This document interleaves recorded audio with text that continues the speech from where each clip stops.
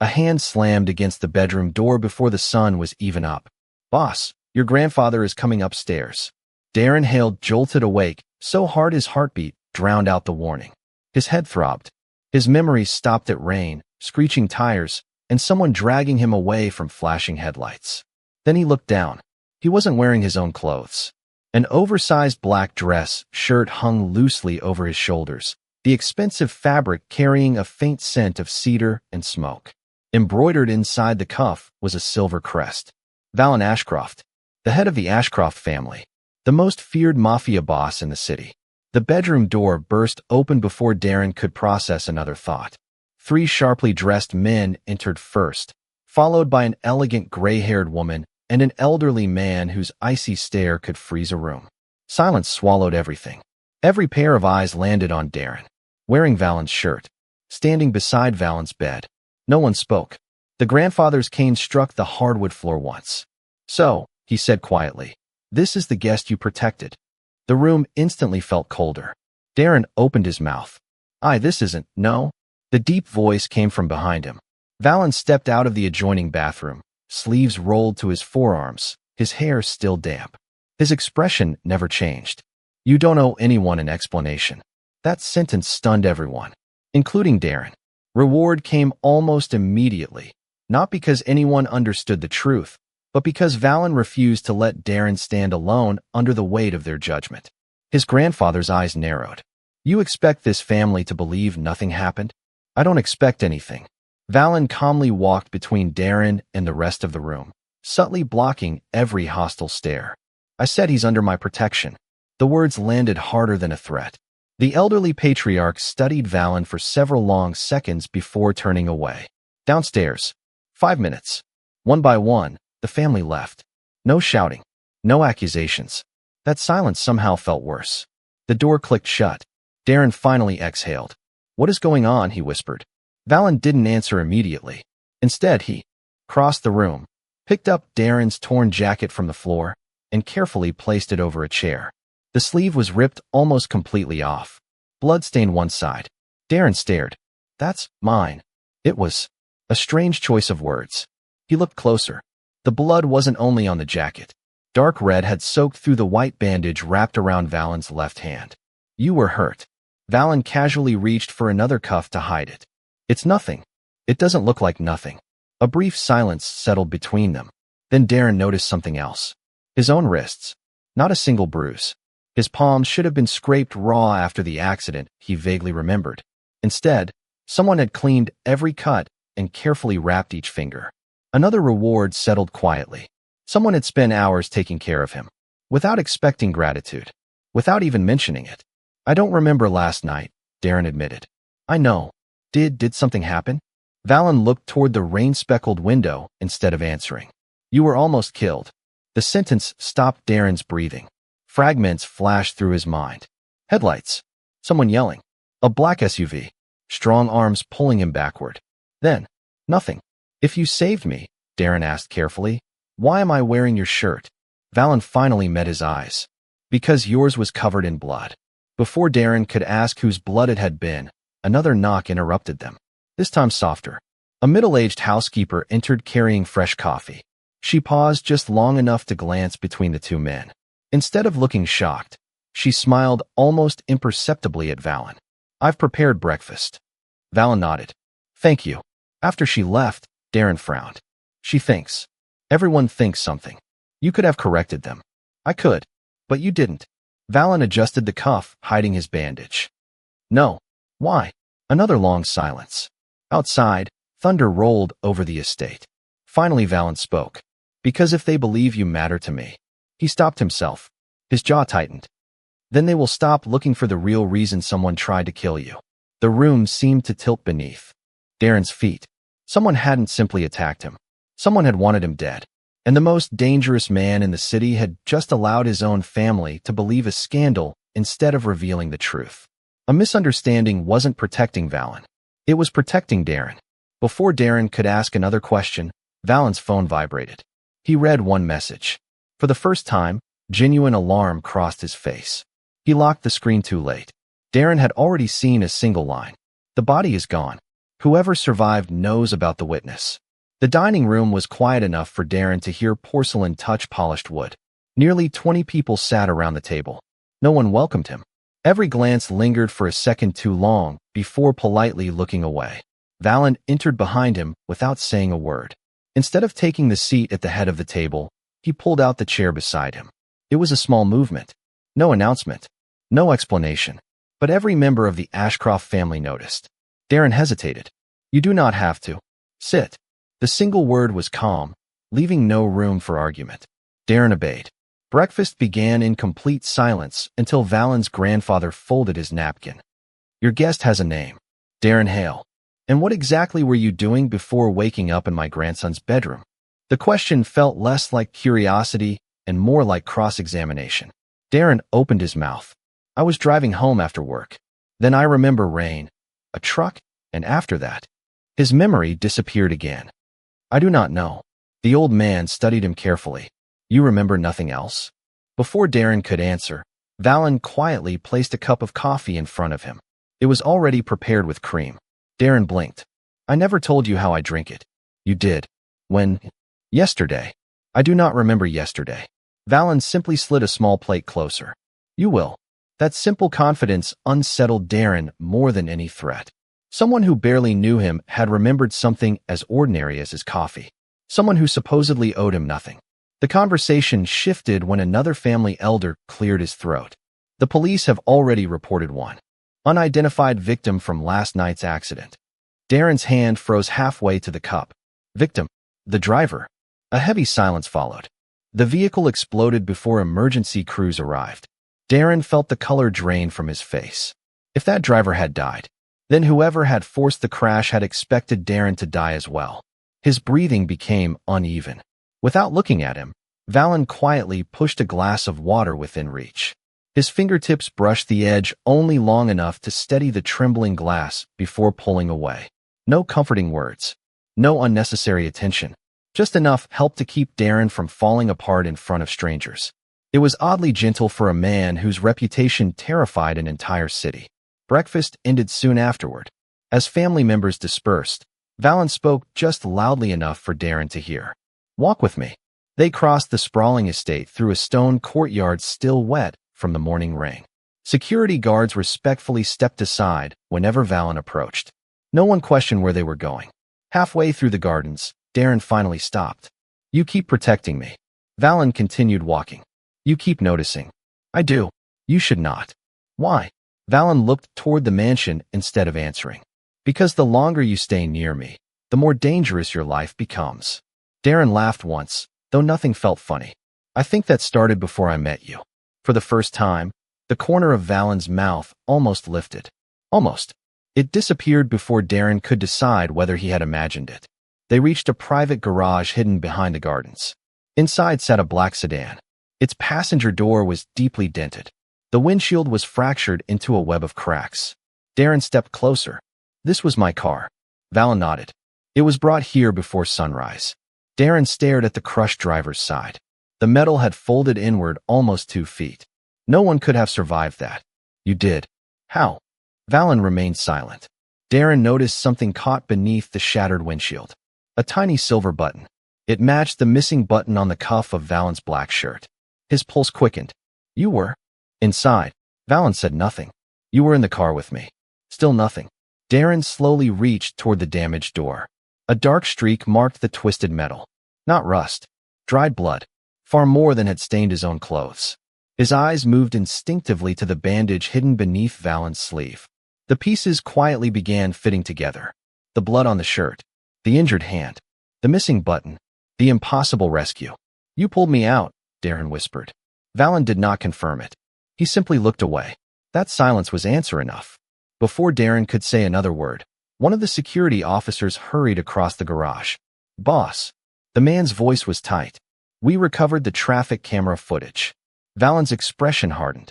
And the guard swallowed. It confirms someone opened the passenger door before the crash. Darren frowned. But that was you. The guard shook his head. No, sir. There was already someone sitting in the passenger seat before Mr. Hale's car ever reached the bridge. The garage fell silent. Darren looked from the security officer to Valen, waiting for someone to explain. No one did. The footage, Valen said evenly. Bring it to my office. Yes, boss. The guard hurried away. Darren stared at the crushed sedan again. If someone was already in my car. His voice caught. Then I was never alone. You were not. The answer came without hesitation. Darren turned toward Valen. You knew? I suspected. You still climbed into that car. Valen did not deny it. For a long moment, neither man moved. Rainwater slipped from the garage roof, tapping steadily against the concrete. You could have been killed. So could you. The simplicity of the reply left Darren without words. He had spent the morning believing Valen protected him because of responsibility, reputation, or some hidden business deal. For the first time, another possibility unsettled him. Valen had stepped into danger before knowing whether Darren mattered at all. A phone vibrated. Valen glanced at the screen only briefly before slipping it back into his pocket. We are leaving. Leaving. The footage should not be watched inside this house. Darren frowned. You do not trust your own family? I trust very few people. Minutes later, they were driving through downtown in a dark SUV with tinted windows. Valen drove himself. No security convoy followed. Darren noticed. You usually travel alone? When I need honest answers. Outside, the city looked perfectly ordinary. Office workers crossed intersections with coffee cups in hand. Delivery trucks rolled past. Nobody would guess one of the most powerful men in the city had just quietly disappeared from his own estate. The contrast made everything feel more unreal. They stopped at a small brick building overlooking the river. There was no company sign. Inside, only one older technician waited beside several large monitors. Without asking questions, he inserted a storage drive. The screen flickered to life. Rain blurred the traffic camera. Darren recognized his own sedan approaching the bridge. His pulse quickened. There, the technician whispered. The image zoomed. A figure already occupied the passenger seat. The face remained hidden beneath a hood. The car swerved. A black sport utility vehicle struck it from behind. Then another angle appeared. The passenger door flew open. The hooded man jumped out while the sedan was still moving. Seconds later, another figure sprinted into frame. Valen. He reached the driver's side even before the car slammed into the guardrail. The footage froze. The technician enlarged the image. Valen's left arm was inside the crushed vehicle. His body braced against twisted metal. Blood spread across his sleeve. Darren stared without blinking. You? His voice barely existed. The technician quietly lowered his eyes and left the room without being asked. The office door clicked shut. Only Darren and Valen remained. You broke your arm getting me out. It healed. You almost died. I did not. You are lying. Valen looked out the rain-streaked window. I am simplifying.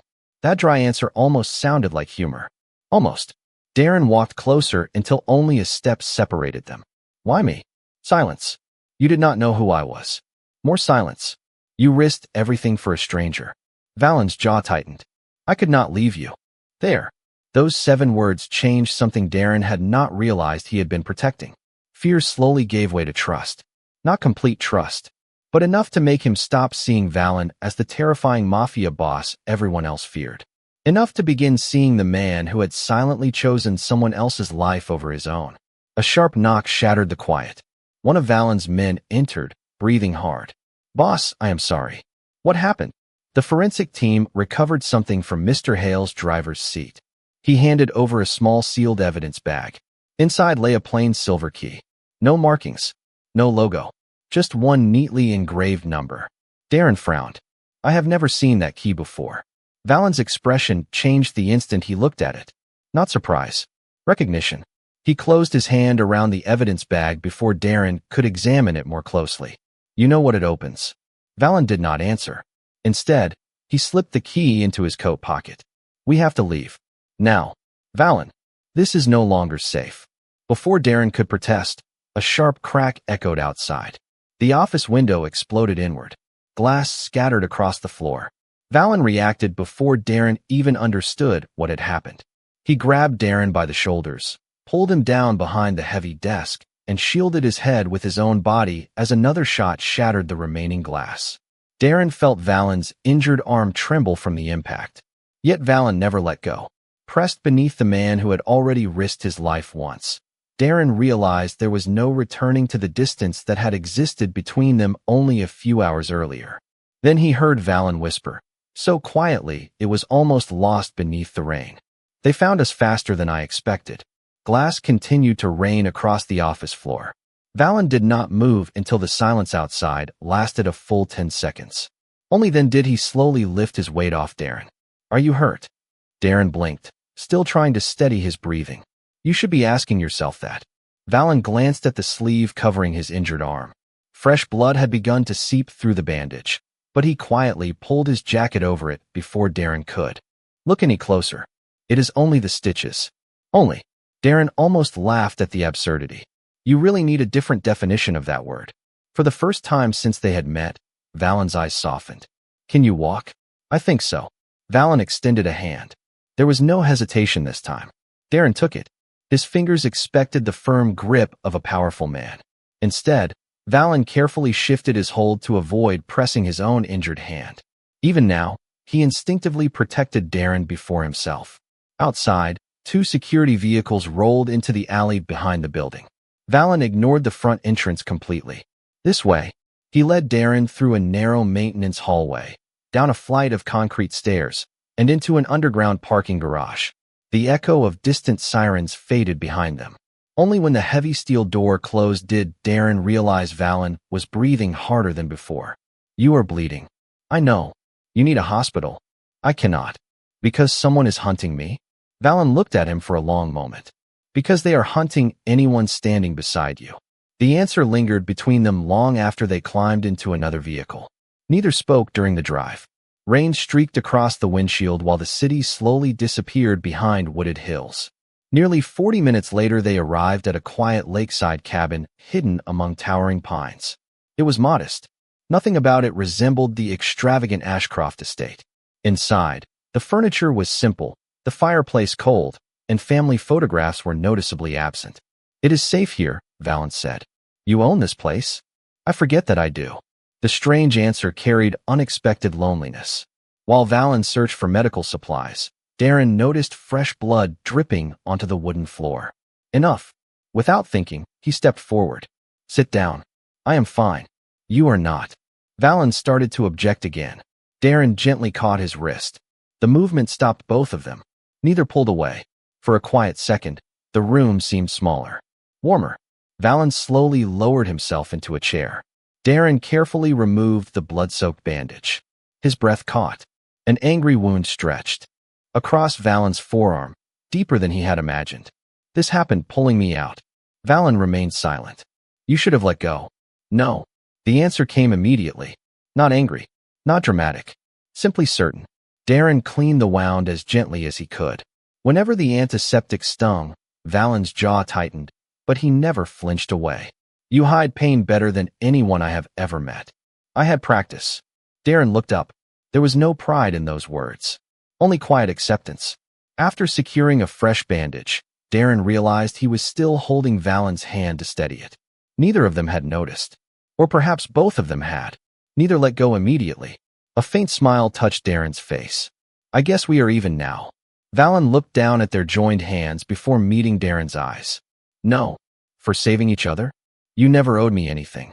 The words landed more softly than a confession. Darren slowly released his hand, but the warmth remained. Something had changed. Not because of danger. Because for the first time since waking in that unfamiliar bed, he no longer questioned whether Valen was the safest place he could possibly be. As evening settled over the lake, rain finally stopped. They carried 2 mugs of hot coffee onto the small porch. The water reflected the fading orange sky without a ripple. Neither man rushed to fill the silence. It no longer felt uncomfortable. Darren reached into his pocket, surprised to find something tucked inside his borrowed jacket. A folded receipt. Its edges were damp but readable. I have never seen this. Valen accepted it carefully. The receipt was dated the night before the crash. 2 coffees. 1 sandwich. And at the bottom, written in blue ink instead of printed text, were 6 simple words. You finally smiled again. Keep living. Darren frowned. I do not remember buying this. You did not. You recognized the handwriting. Valen's expression became impossibly still. His thumb lingered over the fading ink as though he had seen those words before. Darren searched his face. You know who wrote it. Valen looked toward the quiet lake instead of answering. His silence no longer felt like distance. It felt like someone carrying a truth too heavy to place into another person's hands. For the first time, Darren did not wonder whether Valen was hiding something to protect himself. He wondered what kind of pain could make a man protect someone else at the cost of never explaining why. The receipt remained between them until the fire burned low. Darren watched Valen trace the faded blue ink with his thumb. You know who wrote it. Valen closed his eyes. Yes. Then tell me. The silence that followed felt heavier than every gunshot, every shattered window, every unanswered question. Finally, Valen reached into the inside pocket of his coat. He placed a thin leather wallet on the table. Inside was a worn photograph. Darren picked it up. His own face stared back at him. Not from last week. Not even last year. The picture had been taken long before. He looked younger, laughing beside a charity booth at a city festival. His arm rested around an elderly veteran he vaguely remembered volunteering with.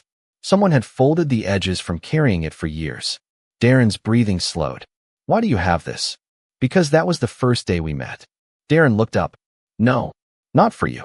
The words landed with terrifying calm. You forgot. Everything inside Darren seemed to stop.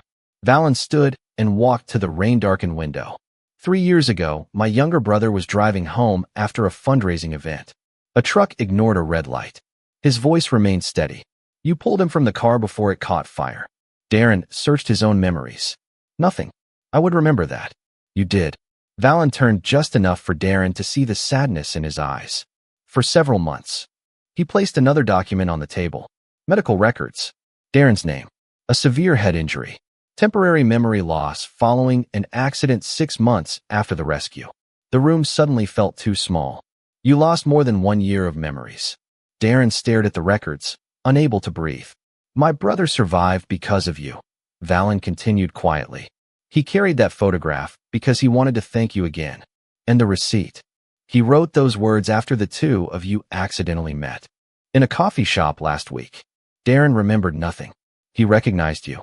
Valen nodded once. You smiled when he reminded you about volunteering. You apologized for not remembering his face. The receipt trembled in Darren's hand. He said it did not matter. A painful silence settled between them. He died that same night. Darren looked up sharply. What? The truck that hit your car was meant to kill the last witness. Valen's voice finally cracked. My brother was driving behind you. He saw someone climb into your passenger seat before the crash. Pieces crashed together inside Darren. The mysterious passenger. The missing witness. The body that disappeared. The body. Darren whispered. Everyone believed it was my brother. Valen slowly shook his head. It was not. Darren frowned. What are you saying? My brother dragged you out after the impact. Valen swallowed hard. I reached the bridge seconds later. Images Darren could not fully remember flickered through his mind. Hands. Rain. Someone shouting for him to wake up. Your clothes were covered with his blood, Valen said. Not yours. The oversized black shirt. The careful bandages. The refusal to explain. The scandal in the mansion. Every moment suddenly meant something different. I let everyone believe you spent the night in my room because it kept reporters, police, and my own family away from asking why another man's blood covered your clothes. He looked down at his injured hand. I also needed time to find my brother. Darren slowly stood. You told me someone tried to kill me. Yes. But that was never the whole truth. No. You were looking for him. I was. And every time you protected me. Valen did not answer. You were protecting the only witness. The words echoed through the cabin. Not because Darren had become important. Because he had been evidence. Because he was the last living connection to the man Valen desperately hoped to save. The warmth Darren had carried all evening vanished. You knew exactly why I was being hunted. Yes. You knew why I could not remember. Yes. You let me believe. His voice broke. You let me believe you stayed because of me. Valen took one step forward. I stayed because of you. No. Darren backed away. You stayed because I could lead you to your brother. Pain crossed Valen's face, but he did not reach out again. If I had told you everything while your memories were fractured, you would have blamed yourself for his disappearance. You made that choice for me. I did. You decided what I deserved to know. Another silence. This one cut deeper than the last. Darren folded the photograph and placed it back on the table instead of returning it to Valen. I trusted you. Valen lowered his head. I know. You watch me thank you. He could barely force the words out. You watch me believe I mattered to you first. Outside, the lake reflected the first light of dawn. Inside, neither man moved. The distance between them was only a few feet. It had never felt farther. Morning arrived without either of them sleeping. The cabin felt colder than it had the night before. Darren folded the blanket he had borrowed from the couch and placed it neatly over the armrest. He avoided looking toward the kitchen, where the quiet sound of coffee brewing carried through the room. Valen had already prepared breakfast. 2 plates, 2 mugs. He set one at the opposite end of the table, not beside him. He remembered the distance Darren had chosen. Eat before it gets cold, Valen said. Darren looked at the food, but remained standing. You still remember how I take my coffee? I do. You remembered everything. Valen lowered his eyes. I remember what matters. The answer should have sounded comforting. Instead, it reopened the wound. Darren picked up the mug, but carried it to the porch instead. He drank alone while mist drifted across the lake. Several minutes later, the front door opened behind him. Valen stepped outside only long enough to leave a folded umbrella beside the chair before returning indoors without saying another word. Rain had not even started yet. It was another quiet act of protection offered from a respectful distance. Darren watched the unopened umbrella for a long time before finally pulling it closer with one foot. The gesture was small. Accepting it felt much harder than refusing it. A vehicle approached just after noon. One of Valen's trusted security officers stopped at the edge of the property instead of driving all the way to the cabin. He handed Valen a sealed envelope and left immediately. No conversation. No questions. Valen opened the file alone inside the study. When Darren eventually walked past the doorway, he caught a glimpse of the photographs spread across the desk. Bridge surveillance. Emergency reports. Search maps covering the riverbank. Every page carried handwritten notes. Dates. Locations. Times. Some pages were worn soft along the edges from being handled so often. This had not been a search lasting a day or a week. Valen had spent every waking hour since the crash looking for his brother. Without noticing Darren, Valen quietly crossed another location off the map. His shoulders dropped for only a second before he straightened again. There was no anger, only exhaustion. Darren walked away before Valen realized he had been there. The discovery settled painfully inside him. Whatever else had been true, none of this had been an act. The loss was real. So was the burden Valen carried alone. Late that afternoon, the power flickered. A loud crack echoed through the trees as wind pushed heavy branches against the roof. Darren stepped outside just as a loose section of gutter broke free. It swung downward. Valen reached him first. He caught Darren by the forearm and pulled him backward moments before the metal crashed onto the porch. The movement brought them chest to chest. Too close. For a heartbeat, neither of them moved. Rain began falling between them. Valen's hand remained around Darren's sleeve just long enough to be certain he was steady. Then he slowly let go. I am sorry, Valen said quietly. For the gutter? For every choice I made. Darren searched his face. The apology sounded sincere. It did not erase the hurt. I believe you thought you were protecting me. I was. I know. That answer surprised them both. Darren looked toward the lake before continuing. But believing that does not make it hurt less. Valen nodded once. I never expected it would. No defense. No argument. Only acceptance. As evening settled in, Darren noticed Valen standing alone at the end of the dock. The wind carried a folded photograph from his coat pocket. Before it could fall into the water, Darren caught it. It was the same worn picture from the festival. On the back, written in fading ink, was a single sentence. Thank you for giving my brother another tomorrow. Darren closed his eyes. When he looked up again, Valen had already turned away, pretending not to notice that Darren had seen it. He understood then that Valen had carried that photograph through years of gratitude, and now through days of grief. Yet he had never once used it to ask for repayment. Darren walked to within a few feet of him, close enough to return the photograph, close enough to see the fatigue in Valen's eyes. Their fingers brushed for the briefest moment as the photograph changed hands. Neither held on. Neither stepped closer. As darkness settled over the quiet lake, Darren realized the distance between them was no longer built only from secrets. It was built from pain they now understood differently, yet still could not carry together. The first light of morning never reached the cabin. Black SUVs rolled silently onto the narrow road below the hill. Valen saw them through the kitchen window before Darren did. He did not curse. He did not panic. He simply set his untouched coffee aside. They found us. Darren crossed to the window. There are too many. There always were. Valen picked up his coat, then stopped beside the small wooden table where Darren had left the folded receipt. His fingers hovered over it, but never touched it. You have to leave. Darren looked at him in disbelief. I am not leaving you. You are. No. Valen finally met his eyes. This is the first choice I am asking you to make for yourself instead of for me. The words hurt because they sounded less like an order and more like a farewell. Outside, car doors opened. Voices echoed through the trees. Members of the Ashcroft family stepped onto the property alongside armed security. At their front walked Valen's grandfather. The old man had found them.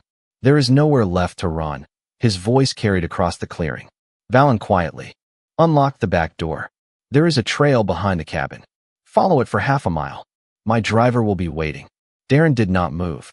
I am done running. You are alive because you kept moving. I am alive because you never stopped pulling me back. For the first time since the truth had shattered everything between them, Darren reached toward Valen. Not to hold him, only to stop him from walking away. His fingers closed around Valen's sleeve. A simple touch, one they both had wanted for days. Valen looked down at Darren's hand. For one impossible second, it seemed he might stay. Instead, he gently covered Darren's fingers with his own. Warm, steady. Then he carefully loosened them one by one until Darren's hand fell away. If you stay, Valen said softly, everything I have already lost becomes meaningless. The front door shook beneath a heavy knock. Reward came not through comfort, but through sacrifice. Valen opened the door himself. No one forced him. His grandfather entered first, surrounded by relatives whose expressions ranged from anger to disappointment. You chose him over this family, the old man said. I chose to keep an innocent man alive. You have hidden evidence. Yes. You disobeyed my orders. Yes. You embarrassed this family. Valen did not even blink. If protecting him embarrassed us, then we deserved it. The room became perfectly still. Every member of the family heard it. Every member understood exactly what Valen had just surrendered. His grandfather slowly removed a silver signet ring from his own finger, the symbol of leadership within the Ashcroft family. You are no longer my successor. No one objected. Years of loyalty disappeared in one sentence. Valen accepted the decision without lowering his head. I understand. Darren felt something inside him break. This was not reputation. This was not strategy. Valen had just sacrificed the future he had spent his entire life preparing for. And he had done it without once asking Darren to forgive him. Two security officers stepped forward. We will escort Mr. Hale. I am not leaving. Valen spoke before anyone else could. You are. His voice was calm. Too calm. The kind of calm people used only when they were hiding unbearable pain. Darren wanted to argue. Instead, he noticed something tucked beneath the cuff of Valen's coat. A fresh bandage. The wound Darren had treated had opened again. Blood slowly stained the white fabric. Valen never acknowledged it. He simply stood between Darren and everyone else. One quiet barrier. The same position he had taken from the very beginning. Only now Darren understood how much it had cost. He almost reached out again. Almost. Instead, he took one slow step backward. Then another. The distance returned. Not because he wanted it. Because Valen had chosen it. Outside, rain began falling once more. Darren was escorted toward the waiting vehicle without handcuffs, without threats, yet every step felt heavier than chains. Before climbing inside, he looked back one final time. Valen remained on the porch alone. No guard stood beside him anymore. No family member acknowledged him. For the first time since Darren had met him, the most powerful man in the city looked completely isolated. The vehicle pulled away. Neither man waved. Neither man spoke. The cabin disappeared behind the trees. As the road curved downhill, Darren caught sight of a convoy of news vans speeding toward the Ashcroft estate from the opposite direction. Satellite dishes rose above their roofs. Television logos flashed in the rain. His escort quietly answered a vibrating phone. His face lost all color. They know. Know what? Darren asked. The driver looked into the rearview mirror. The entire city has just learned that the Ashcroft family sheltered the only surviving witness from the bridge attack. Darren's heart stopped. By sunset, Valen would have nowhere left to hide behind silence. Everything would become public. By the time Darren's car reached the Ashcroft estate, every entrance was surrounded. News vans lined the street. Camera flashes burst like lightning. Reporters shouted over one another as microphones stretched across the front gates. The witness is here. Did the Ashcroft family hide evidence? Did the mafia boss obstruct the investigation? The driver slowed. We cannot get through. Darren looked past the crowd. At the top of the marble steps stood Valen. Alone. His grandfather remained several feet behind him with the rest of the family, their silence colder than any public accusation. Valen had already lost his place among them. Now the entire city was watching. Without thinking, Darren opened the door. Wait, the driver called. But Darren was already running. Cameras immediately swung toward him. Questions chased every step. Mr. Hale, were you threatened? Did he force you to stay? The crowd closed in before Darren could answer. Hands reached. Microphones collided. Someone shoved forward hard enough to throw him off balance. Before Darren hit the ground, another hand caught his arm. Steady. Familiar. Valen had crossed the entire courtyard without hesitation. He placed himself between Darren and the crowd exactly as he always had. Only this time, there was nowhere to hide. Every camera captured it. Every reporter saw the way Valen instinctively turned his own body toward the pushing crowd while guiding Darren behind his shoulder. Not once did he look back to see whether his family approved. His only concern was whether Darren was standing safely. Enough, Valen said. His voice was calm, yet the entire entrance fell silent. No one touches him. A reporter raised her microphone. Are you confirming that you concealed the only surviving witness? I protected him. Why? Because someone wanted him dead. Another reporter stepped forward. Did you destroy evidence? Valen slowly removed a sealed evidence envelope from inside his coat. The silver key. Room 218. He handed it directly to the lead detective who had just arrived through the crowd. I preserved every piece of evidence we recovered. The detective accepted it carefully. You could have turned this over days ago. I could have. Why did you wait? Valen glanced toward Darren before answering. Because I would rather be accused of protecting evidence than attend another funeral. The words settled over the crowd. No dramatic speech. No excuses. Only grief. Darren suddenly remembered the search maps covering the cabin table. The sleepless nights. The bloodstained bandages. The untouched breakfasts. None of it had been for appearances. Valen had carried every consequence himself. Another voice cut through the silence. His grandfather. You have disgraced this family before the entire city. Valen never turned around. If protecting one innocent man costs me my family, then the price has already been paid. The old man's face hardened. You still choose him? Yes. Not after hesitation. Not after negotiation. Immediately. The answer echoed across the estate. Every camera recorded it. Every member of the Ashcroft family heard their former heir publicly choose the man everyone believed had destroyed his future. Darren felt his chest tighten. He had spent days believing he had been protected only because he was useful. Yet Valen had just surrendered the last piece of his reputation when there was nothing left to gain. A detective approached Darren gently. Mr. Hale, we need a formal statement. Darren looked at Valen. Their eyes met across only a few feet. For the first time since the truth had shattered everything, Darren saw something beyond exhaustion. Not expectation. Not hope. Only acceptance that this might be the last time they stood on the same side. The detective waited. Did Mr. Ashcroft ever threaten you? Darren answered without looking away from Valen. No. Did he prevent you from leaving? No. Did he ever ask you to lie for him? Darren remembered every quiet act. The coffee. The umbrella. The bandaged hand hidden beneath a sleeve. The photograph carried for years. No, he repeated. He spent every day trying to keep me alive. The crowd fell silent once more. No headline could have carried more weight. Valen lowered his eyes for a brief second, as though hearing those words cost him more than losing his family's approval. Darren stepped forward. The distance between them disappeared. Without thinking, he reached for Valen's injured arm, then stopped when he noticed the fresh blood soaking through the bandage again. Valen gently caught Darren's wrist before he could touch the wound. It is nothing. Darren almost smiled through the ache. Used to lie about that. For the first time in days, the corner of Valen's mouth lifted without disappearing. Only for a moment. Only for Darren. A detective's phone suddenly rang. He listened in silence before looking up. We found the missing witness. Every heartbeat seemed to stop. He is alive. Relief rippled through the crowd, but Darren barely heard it. He was looking only at Valen. The grief that had weighed down his shoulders for days seemed to loosen by the smallest amount. Not disappear, just enough to breathe. As police vehicles rolled away and reporters rushed toward the new development, the noise finally drifted from the front steps. For the first time since the bridge, Darren and Valen stood without a crowd pressing between them. They did not embrace. They did not speak. But neither stepped away. The truth had almost reached daylight. Only one final step remained before both of them could finally discover whether the future they had sacrificed so much to protect still belonged to them. The ambulance doors opened just after sunset. A thin young man stepped out with a blanket around his shoulders. His face was pale, but he was alive. Valen stopped walking.